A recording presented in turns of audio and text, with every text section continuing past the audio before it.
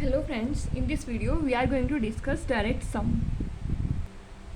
तो direct sum की definition पढ़ते हैं कि सपोज अगर हमारे पास V कोई वेक्टर स्पेस है और उसके सब स्पेसिस हैं U1, U2 and so on UN, ये टोटल n सब स्पेसिस है V के, तो उनके जो डायरेक्ट सम होता है U1, ये डायरेक्ट सम का साइन होता है, इसको डायरेक्ट सम बोलते हैं. तो U1 direct sum, U2 direct sum, U3 and so on UN of this सब स्पेसिस इज सेट. मतलब ये जो सम है, अगर लीनियर सम कर दिया जाए तो लीनियर सम को डायरेक्ट सम जब बोलेंगे इफ़ एंड ओनली इफ अगर उन सभी के अंदर एक तो ज़ीरो वेक्टर कॉमन हो, केवल मीन्स वो सभी डिस्टिंक्ट सब स्पेसिस हो और उनके अंदर केवल अगर एक कॉमन वेक्टर अगर कोई हो तो वो ज़ीरो वेक्टर हो. And every element of V, और जो ये वेक्टर स्पेस V है इसके सभी एलिमेंट की एक यूनिक रिप्रेजेंटेशन लिखी जा सके. अब वो यूनिक रिप्रेजेंटेशन इस टाइप की लिखी जा सके कि जो एलिमेंट लिया है V is to U1 plus U2 and so on UN, where U1 belongs to U1, U2 belongs to U2 and UN belongs to UN. ये रिप्रेजेंटेशन यूनिक होनी चाहिए, तब हम कहेंगे कि ये जो कि V इज टू, अगर ऐसा हो गया तो हम बोलेंगे V is to U1 direct sum, U2 direct sum and so on direct sum UN, यानी कि V को हम U1, U2 and so on UN के डायरेक्ट सम में लिख पाएंगे. ऐसा हम तब बोलेंगे अगर ये कंडीशन सेटिस्फाई कर रही है. मीन्स इन सभी U1, U2 और UN इन सभी के बीच केवल ज़ीरो वेक्टर कॉमन है, पहली कंडीशन. और दूसरी कंडीशन कि ये जो वेक्टर स्पेस V है इसी के किसी भी वेक्टर की रिप्रेजेंटेशन इस टाइप से कि U1 plus U2 and so on UN वो यूनिक होनी चाहिए. जैसे कि एग्जांपल देख लेते हैं. V is to R cube over R, ये हमने वेक्टर स्पेस ले लिया तो इसके तीन सब स्पेसेस लेते हैं. पहला सब स्पेस लेते हैं x y 0, दूसरा लेते हैं 0 0 z और तीसरा लेते हैं 0 y y. अब हम देखेंगे इसको किस तरीके से लीनियर कॉम्बिनेशन डायरेक्ट सम में लिख सकते हैं. तो बेसिकली यहाँ पे होता क्या है, ये बहुत ही फेमस एग्जाम्पल है, बहुत पॉपुलर है ये एग्जाम्पल. तो इसमें U1 और U2 को लिख सकते हैं. मीन्स यहाँ पे क्या होता है कि U1 direct sum U2 is to R cube over R, U2 direct sum U3 direct sum U1 is to R cube over R. ये दोनों मिलके भी डायरेक्ट सम बना देते हैं, इसको पूरा को बना देते हैं, और ये वाला फर्स्ट वाला और थर्ड वाला मिलके भी बना देते हैं पूरे को डायरेक्ट सम.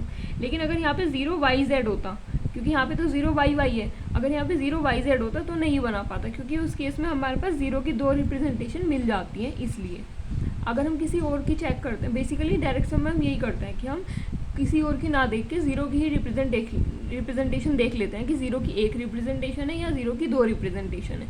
इतना हम किसी और एलिमेंट की देखेंगे, इससे बेहतर है कि 0 की ही देख लेते हैं, वो ईजी होता है. तो जो भी मैंने बताया कि x y 0 और 0 0 z ये मिलके पूरा R क्यूब ओवर R बना लेते हैं, ये डायरेक्ट सम बन जाएगा. ये भी डायरेक्ट सम बन जाएगा 0 x y 0 और 0 z z, मीन्स ये दोनों एलिमेंट सेम होने चाहिए. लेकिन x y 0 और 0 y z मीन्स जब ये दोनों अलग हैं तो क्या होगा, तो उस केस में एक तो ज़ीरो वेक्टर की रिप्रेजेंटेशन हो जाएगी 0 इज टू 0. इसके अंदर का एलिमेंट देखने में कैसा होगा 1 1 0 प्लस, और इसके अंदर का एलिमेंट देखने में कैसा होगा 0 इंटू 0 0 1 1. एक 0 की रिप्रेजेंटेशन हम ऐसे भी बना लेंगे कि 0 इज टू 1 0 1 0 माइनस 1 0 1 0. एक 0 की रिप्रेजेंटेशन ये भी बन जाएगी. तो इस वजह से क्योंकि 0 की दो रिप्रेजेंटेशन हो गई, यूनिक रिप्रेजेंटेशन नहीं हुई, तो ये डायरेक्ट सम नहीं बनाएगा. डायरेक्ट सम नहीं बनाएगा. x y 0 का अगर सम करेंगे 0 y z तो ये डायरेक्ट सम नहीं बनेगा, ये केवल लीनियर सम बनेगा, क्योंकि यहाँ y और z अलग अलग है. तो उसकी वजह से किसी एलिमेंट की दो रिप्रेजेंटेशन हो सकती है. अब देखते हैं कि अगर R स्क्वायर, अगर हमारे पास केवल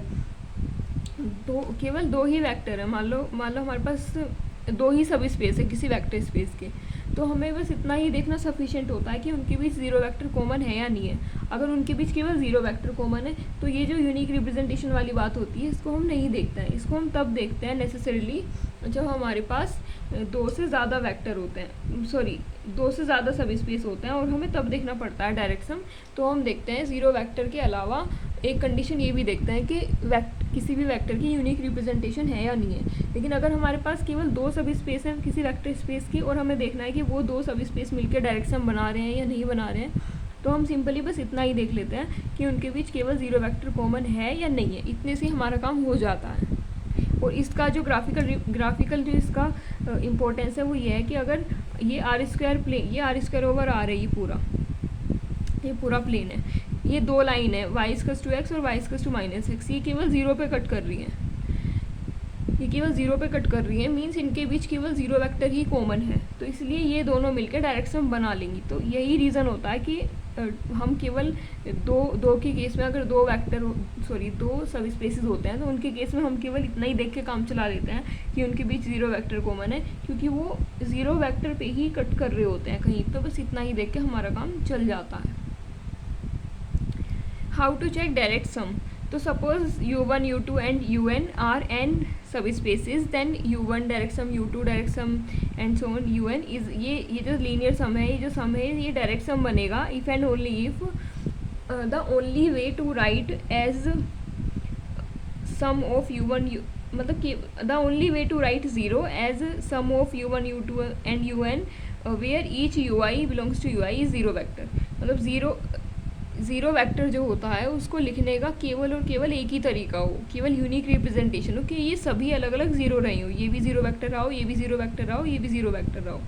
कहने का मतलब है इन सभी के अंदर केवल ज़ीरो वेक्टर ही कॉमन हो, और ज़ीरो वेक्टर जो कि v का एलिमेंट होता है वेक्टर स्पेस का, उसकी यूनिक रिप्रेजेंटेशन बस केवल यही हो कि ये सभी अलग अलग ज़ीरो रहे हो। और जब डायरेक्ट सम होता है तो उस टाइम में हम डायमेंशन कैसे फाइंड करते हैं कि dimension of u1 direct sum, u2 direct sum and so on un, उनकी अलग अलग डायमेंशन को ऐड कर देते हैं। और बेसिस कैसे फाइंड करते हैं, उनके अलग अलग बेसिस का यूनियन ले लेते हैं। तो हमारे पास इस पूरे का ये जो डायरेक्ट सम बना है u1 direct sum, u2 and so on un, इस पूरे का बेसिस हमारे पास आ जाता है। रेस्पेक्टिवली सभी के जो बेसिस होते हैं, इसका बेसिस और ये वाले का बेसिस, सभी के बेसिस को हम यूनियन कर देते हैं। How to check direct sum of two subspaces. तो दो सब स्पेसिस के केस में मैंने भी बताया था कि केवल हम ये देख लेते हैं कि उनके बीच ज़ीरो वेक्टर कॉमन है या नहीं है। बस इतना ही देखना हमारे लिए सफिशिएंट होता है, इससे ज़्यादा हमें कुछ और देखने की ज़रूरत नहीं पड़ती। अब हम एक एग्जांपल देखते हैं। हमारे पास वेक्टर स्पेस है v equals to r2 over r, और उसके तीन सब स्पेसिस हैं। पहला सब स्पेस है उसका x0, मीन्स जो x0 टाइप के एलिमेंट हैं जिसके अंदर x0 से स्पान होकर बना है। दूसरा सब स्पेस है 0y, जो कि 0y टाइप के एलिमेंट्स है जिसके अंदर, जो कि 0y से स्पान होके बना है u2। और तीसरा जो है वो है yy, यानी कि ये दोनों सेम होने चाहिए, जैसे 1 1 2 2 3 3 इस टाइप के वेक्टर्स इसके अंदर हैं u3 के अंदर, वो इस टाइप के वेक्टर्स से ही स्पान होके बना है। तो तो यहाँ पे होता क्या है, बेसिकली u1 u2 ये दोनों भी डायरेक्ट सम बन के पूरा आर स्क्वायर बना लेते हैं, u2 u3 भी डायरेक्ट सम होके पूरा आर स्क्वायर बना लेते हैं, और u1 u3 भी डायरेक्ट सम होके पूरा आर स्क्वायर बना लेते हैं। इस एग्जांपल को हमें याद रखना है क्योंकि ये बहुत पॉपुलर एग्जांपल है। ये नॉर्मली बहुत सारी प्रॉब्लम्स में, हमारी जो बहुत सारी प्रॉब्लम होती है उनमें यूज़फुल होता है, काम कर जाता है उनमें बहुत सारी प्रॉब्लम्स में। इसलिए हमें याद रखने की ज़रूरत है कि u1 u2 भी डायरेक्ट सम बना लेता है, u1 u3 भी और u2 u3 भी, ये तीनों डायरेक्ट सम बना लेते हैं ऐड होके। मतलब इनका लीनियर सम डायरेक्ट सम ही होता है, इनका ये पूरा आर स्क्वायर को बना लेते हैं। अब एक और एग्जांपल है इसी टाइप का, ये एग्जांपल है v equals to r³ over r। तो r³ ओवर r के हम इतने सारे सब स्पेस लिए हुए हैं यहाँ पे 5 सब स्पेसिस।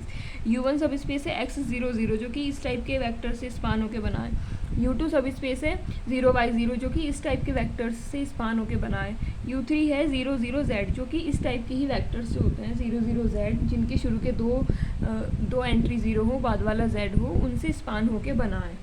तो यहाँ पे u1 और u4 जो है वो 0yy से स्पान होके बना है, और u5 जो है वो 0yz से स्पान होके बना है। तो x0 0 0y0 0 0 z ये तीनों मिलकर डायरेक्ट सम बना लेंगे पूरा r³। यही मैंने लिखा है कि u1 direct sum, u2 direct sum, u3 equals to r³। फिर उसके बाद u1 डायरेक्ट सम u1 यानी कि x0 0 0y0 और 0yy ये भी मिलकर डायरेक्ट सम बना लेंगे। लेकिन u1 plus u2 plus u5 ये वाला, क्योंकि इसमें वाई जेड हो गया, इसमें दो वेक्टर अलग अलग हैं, ये वाई जेड, ये दोनों एंट्री अलग अलग हैं। अगर ये 0 वाई वाई होता है इसकी तरह तो इसने तो बना ही लिया था डायरेक्ट सम, लेकिन ये क्योंकि 0 वाई जेड है तो यहाँ पे 0 की मोर देन 1 रिप्रेजेंटेशन हो जाएगी, तो ये केवल लीनियर सम बन पाएगा, u1 plus u2 plus u5 ये केवल लीनियर सम बन पाएगा, ये डायरेक्ट सम नहीं बन पाएगा, क्योंकि यहाँ पे 0 की मोर देन 2 रिप्रेजेंटेशन हो जाएंगी। अब हम दो क्वेश्चन करेंगे। तो पहला क्वेश्चन क्या है कि suppose u1 u2 and u3 three subspaces हैं वेक्टर स्पेस V के, such that u1 intersection u2 equals to 0 vector, u3 intersection u1 equals to 0 vector and u1 u2 intersection u3 equals to 0 vector. तो हमें बताना है कि basically ये statement है, हमें ट्रू फॉल्स बताना है। तो स्टेटमेंट क्या बोलता है कि u1 plus u2 plus u3 जो सम है ये डायरेक्ट सम भी बन जाएगा। स्टेटमेंट पूछ रहा है ये ट्रू है स्टेटमेंट, ये फॉल्स है। तो अगर हम स्टेटमेंट को फॉल्स करते हैं तो हम काउंटर एग्जांपल से फॉल्स करते हैं, और अगर हम स्टेटमेंट को ट्रू करते हैं तो हम उसका एक रिगोरस प्रूफ करते हैं।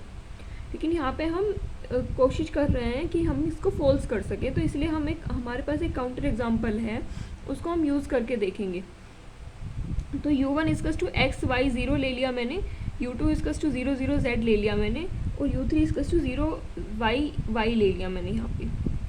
तो मैंने देखा यहाँ पे u1 इंटरसेक्शन u2 0 वेक्टर है, u2 इंटरसेक्शन u3 भी 0 वेक्टर है, और u1 इंटरसेक्शन u3 भी 0 वेक्टर है। तीनों का आपस में इंटरसेक्शन करेंगे तो 0 वेक्टर आएगा केवल कॉमन, लेकिन तब भी ये डायरेक्ट सम नहीं बनेगा, क्योंकि यहाँ पे 0 की जो रिप्रेजेंटेशन है वो 1 से ज़्यादा हो जाएगी। क्योंकि देखो एक तो हमने क्या पढ़ा था कि 0 की रिप्रेजेंटेशन ऐसी होनी चाहिए कि 0 vector plus 0 vector plus 0 vector होनी चाहिए, लेकिन मैं उसके अलावा भी एक रिप्रेजेंटेशन बनाती हूँ यहाँ पे, तो जिससे कि पता चल जाएगा कि ये डायरेक्ट सम इस वजह से नहीं है। तो 0 की रिप्रेजेंटेशन मैं यहाँ बनाती हूँ।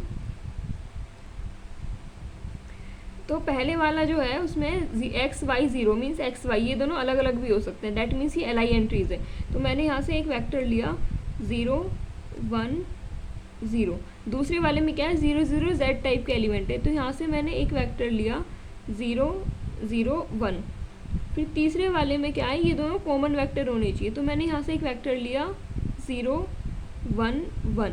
ये 0 की ही रिप्रेजेंटेशन है, लेकिन ये अदर देन एंड ऑल्सो एक 0 की रिप्रेजेंटेशन ये हो जाएगी यहाँ पे कि 0 इंटू 0 0 0 प्लस 0 इंटू 0 0 0 प्लस, या इसे 1 1 0 ले लेंगे क्योंकि 1 1 0 इसके अंदर का एलिमेंट है, और ये जो है 0 1 0 इसको 0 0 1 ले लेंगे, और इसको ले लेंगे 0 इंटू 0 1 1।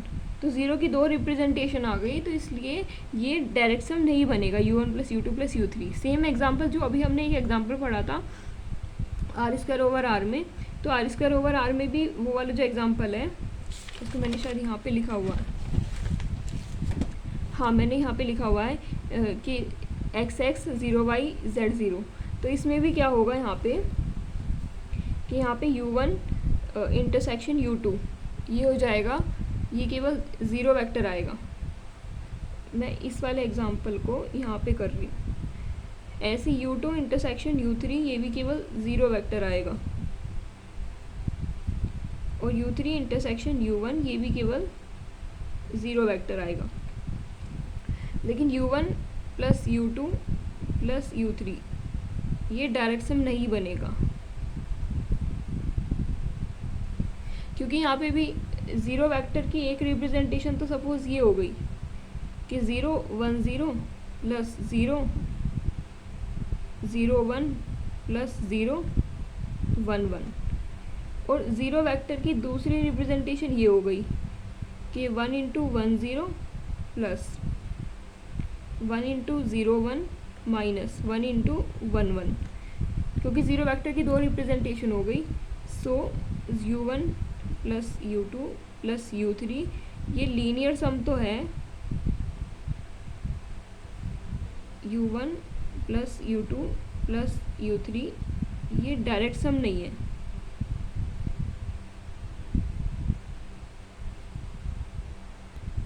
तो अल्टीमेटली हमें पता चला अगर हमारे पास 3 सब स्पेसिस है u1 u2 u3, और वो इस तरीके से हैं कि ईच पेयर वाइज इंटरसेक्शन में केवल 0 वेक्टर कॉमन है, तो ज़रूरी नहीं है कि वे तीनों ऐड होकर डायरेक्ट सम बना लेंगे। अब एक दूसरा क्वेश्चन देख लेते हैं। अगला क्वेश्चन में क्या है हमारे पास कि U1, U2 और W तीन हमारे पास सब स्पेसीज हैं, और वो सब स्पेसीज इस तरीके से हैं कि V equals to U1 plus W, और बेसिकली V वेक्टर स्पेस है, और U1, U2 और W उसके तीन सब स्पेसीज हैं।